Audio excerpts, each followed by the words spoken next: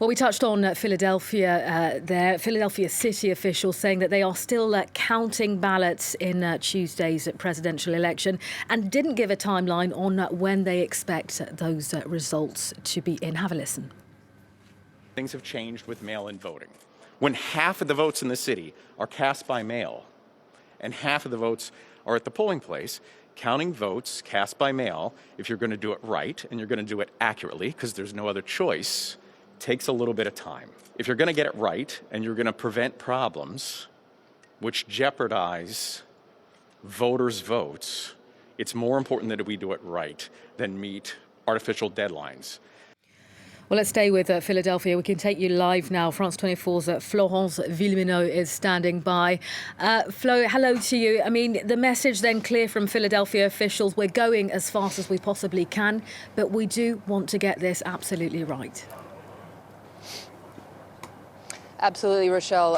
Officials here in Philadelphia have been saying, be patient while we call this vote. So that's the mayor, Jim Kinney. He's been tweeting, stay calm while we call these votes. So has the governor of Pennsylvania, Tom Wolf. Patience, calm, unity, those are the key words as these ballots get counted. Now, we were at the Pennsylvania Convention Center where the ballots from Philadelphia are being counted. They've been counting them through the night, trying to go as fast as they can. But the election officials there told us that it is a laborious process. It's kind of like an assembly line. Because of the unusual nature of this election, a lot of voters in Pennsylvania, and particularly in Philadelphia, have resorted to mail-in ballots. Of the 9 million voters in Pennsylvania, there have been 2.5 million mail-in ballots. So that is just physically a lot of paper to get through, because in Pennsylvania, when you cast your ballot, you put your ballot in a first envelope and then you put that envelope in a second envelope. So these envelopes need to be opened.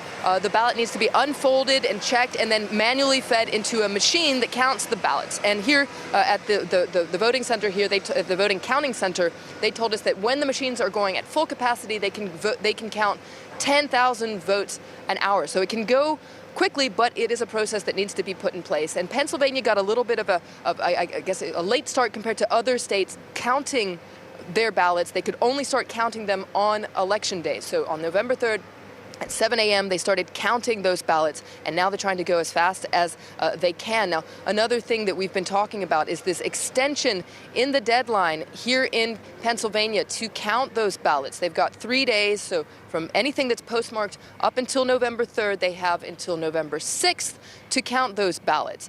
And as we were saying this morning, Republicans did try to challenge that extension. It went all the way to the Supreme Court, which decided not to overturn that extension because the new justice, Amy Coney Barrett, decided not to weigh in. So the Supreme Court kind of stayed out of this for now. But Republicans have already said that they want to challenge this extension. Donald Trump has been saying it.